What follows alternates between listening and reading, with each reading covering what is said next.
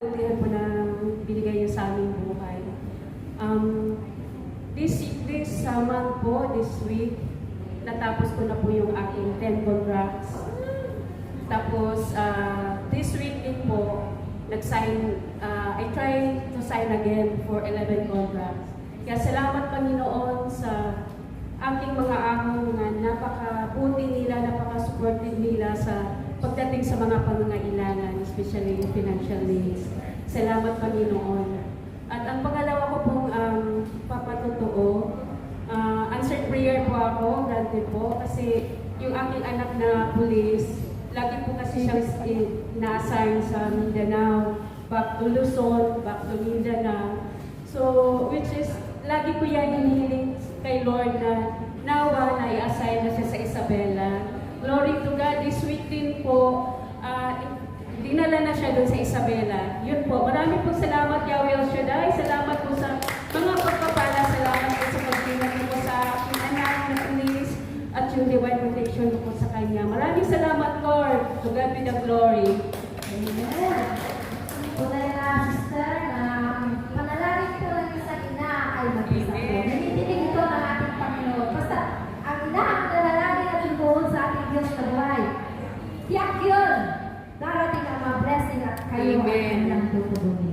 Amen. Amen. Sino pa po? Halika po, sister.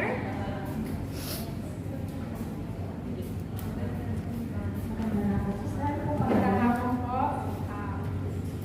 Ako po si Anita. Kapag ko lang po yung last month kasi yung amo ko nadala sa dasal at saka parinig na kailangan ko ng extra na pamili ng mga gamit ng bata, mga anak sa school, ay nagbigay naman po siya.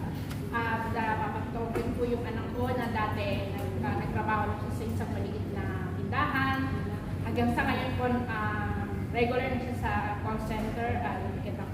Salamat po.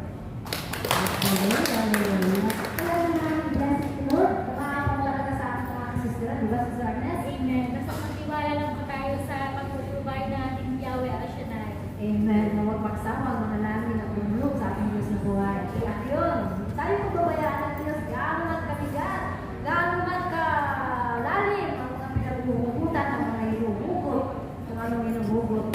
Yun, sa ating Diyos na buhay, handa, ibigay at tubunin ang ating mga pangangailangan. Amen. Sino pa po? Kapag pinagpalang, Sino pa po? Ka na ngayon, ah. Huwag mahiya. di ba may birthday goes? Sister Justin! Praise the Lord! Ating kuya natin Diyos na buhay! Malakas na palakpak sa ating Diyos! Magandang hapon, Sister Justin. Happy birthday! Pagpalang hapon po sa ating lahat. Nais ko lang pong magpasalamat sa ating Takinang Yahweh El Shaddai sa dagdag na edad na ipinagkaloob niya sa akin ng last June po, itong June 22 po. Maraming salamat po at alam ko pong ibinuhos ni Lord ang siksik-biglig at umaapaw na biyaya. Salamat din po Lord sa bagong amo na inyong itinaloob sa akin. Lord, hindi ko man po natalos at lahat ng ibig nyo at nais nyo sa buhay ko, pero alam ko may purpose ang lahat kung bakit po nangyayari. Salamat din po Lord sa almost 1 year na po nung nagkaroon po ng sakit ang aking anak due to aneurysm po, na naipatotoo ko na rin po ito sa gawain. Talagang tunay nga po Lord God na milagro ang inyong ipinagkaloob sa aking anak na ito dahil ito po ay naging second life niya na po at patuloy niyo po siyang pinagaling at pinagpala po Lord God sa kanyang trabaho at nag-travel na rin po siya Lord sa New Zealand na pinadala siya ng kanyang company sa New Zealand noong 2 months ago. Kaya po Lord, maraming salamat po at walang hanggang pasasalamat ang aking tanging may aalay sa inyo. So God be the highest glory. Talagang blessing sa ating mga pasugid at talagang nakahalo. Amen, amen. Ng Ang birthday. birthday ko, last June 22 pa po. So, bali, pinagpapasalamat ko po sa Panginoon ang biyaya na magawa ng kaloob niya sa akin. At sa 40 years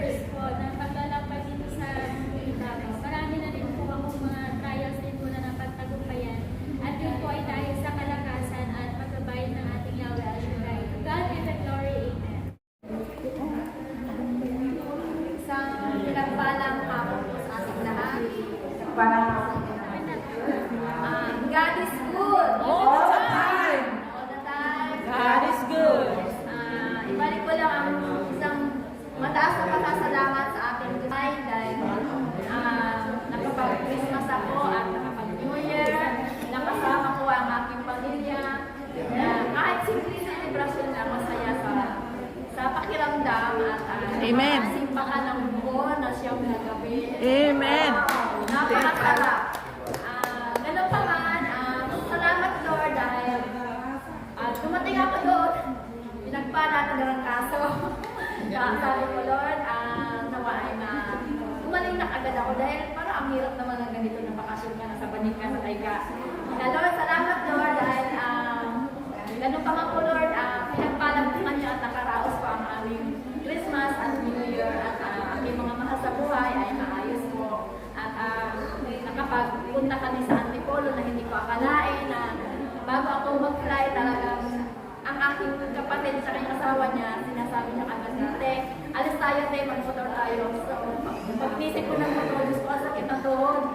Sabi ko, okay, saan tayo pupunta? Antipolo. So, okay, nakapag-isip na kami doon. So, hindi mo akalain na makarating doon sa lugar na yun. Kaya God, sa lahat ng mga blessings, Lord, maraming salamat. To God be the highest glory. Amen. Lord, birthday. Happy birthday to Praise the Lord. Binabalik ko lang ang mataas na puri para sa ating Diyos sa buhay. Salamat Lord sa 53 years old. Thank you Lord sa iyong gabay sa Ilang taon ba? 53. Amen. Amen. Amen. Praise the Lord.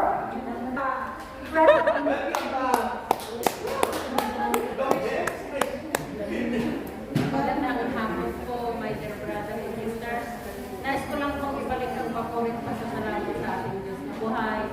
Dahil kahit ano man po ang nangyari sa Pilipinas sa akin, nagpapasalamat pa rin po ako sa Panginoon dahil New Year ay Christmas po.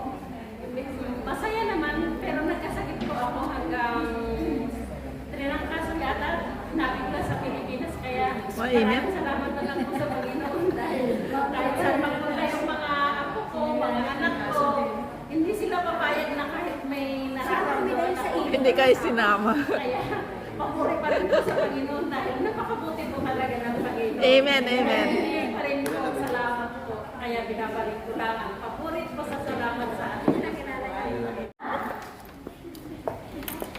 Amen. Praise the Lord. Ay talaga namang pinagpalang ahapon ko sa at talagang si Lord ay walang tigil. Kuya ko mag-bless. Amen. Talagang thankful po ako kay Lord sa patuloy niyang biyaya.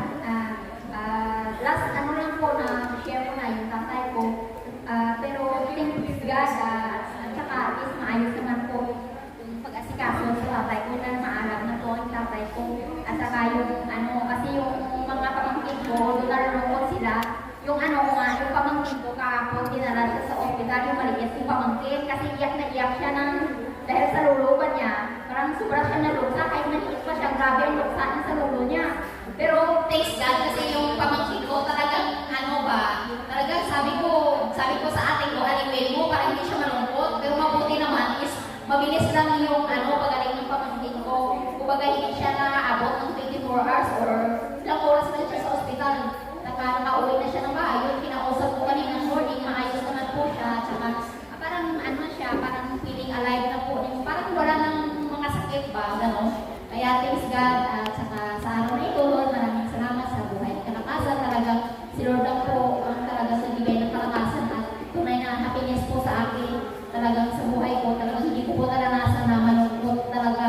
As in si Lord lang. At saka yung yung mga pag-ina, wala. Kasi talagang si Lord ay talagang siyang nakasupport at saka nagpapasalamat ako sa mga walang patuloy na mga kaibigan, sa mga kapatiran po na nakidamay at saka yung mga sinasabi nila sa action na parang imbis na malungkot ka, parang super happy ka, imbis na malungkot ka, maging masaya ka pa. Kaya Amen. thanks God sa lahat po ng kabutihan mo sa aking buhay. At sa pagkakasalamat sa Lord. Para sa aking anak na pangalan. Nung mag-moving ako ng grade 10, sinabi ng aking anak sa kanya ama na, Ama, gusto kong maging kapitan. Napatawa ko ang aking asawa. Sabi, Kapitan, hindi mo na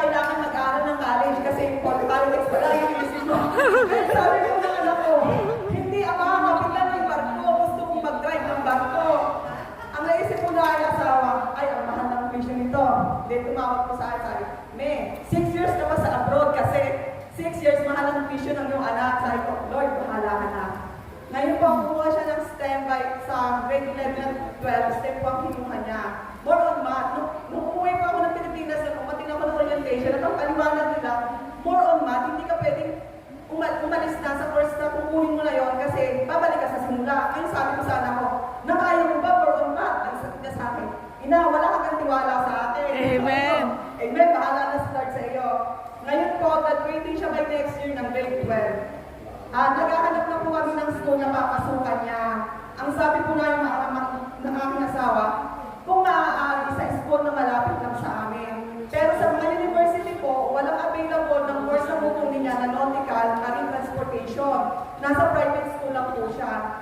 Ngayon sa Lyceum, Batangas po, nag-inquire po, ang unang sabi niya sa akin, Ina, 80,000 per year. Sabi ko, kaya yan. Kasi Kaya. nasa abroad naman. Pero nung nagsasabit na siya ng anong sabi niya, Ina, 80,000 per 1 cent. Sabi ko, 116. Lord, parang matatagalan talaga ako dito sa abroad. Praise the Lord. Pero sabi po ni nakasawa ko ganito, maghanap tayo ng eskwelahan na mas makamura at makakaano sa budget natin, maging practical tayo. Pero sabi ko, Lord, pag lumayo naman ako, parang ang hirap sa loob ko bilang ina. Parang, ito na ba yung panahon na hahayaan ko na siya kumalpas? Tapos sabi ni Brother Bymon, ipagkatiwala ko sa kamay na yan siya dahil ang pangarap ng iyong anak. Kaya pinigay ko kay El Shaddai, bahala ka na. Tapos naghanap ko sila ng school, ang naano nila sa Google, #1 school sa Pilipinas, yun po yung MAAP. Tapos nagpasa po siya ng mga requirements sa MAAP. November 9, mag-e-exam po siya sa Kabuyaw, Laguna. Bali November 8, bumiyahe na sila pala Laguna. Sabi ko, sakto Saturday yung exam niya, ipag-prepare ko na maging lakad ninyo ay success. Sakto naman po, sinabi ni Brother Pods, isigaw ko kaya siya dahil, tagumpay, pasado ang anak ko sa entrance exam. Pero praise the Lord, 2 months pa po ang release ng resulta ng exam nila. Pero ganun po pala, pag nag-entrance exam na sa kanila, i-inform ka nila sa mga private na company na gustong magbigay ng scholarship. May nag-message po sa anak ko Friday, ang sabi ko, may pa-entrance exam ang Norwegian Shipping Owners Company sa Mauban, Quezon. Bali po niya yung mag-asawa ko ng 1 hour and 30 minutes kinabukasan, nag-attend din po yung asawa ko para mag-take ng exam yung anak ko. Tapos po, sabi ko sa kanya, ipag-prepare ko ang lakad nyo kasi Saturday na naman yun. Tapos nung gabi na, kausap ko kayo na ng-release na exam, sabi po nila, 2 weeks pa. Sige, 2 weeks pa, magabang pa kami. Pero praise God, 1 week po, Monday, nabasa ko sa GC namin, may emoji doon na naiyak yung asawa ko. Sabi ko, bakit ano nangyari? Nag-scroll back po ako, nakita ko sabi ng asawa ko, Kuya, congrats, good luck sa panibagong hakbang mo sa pag-abot ng mga pangarap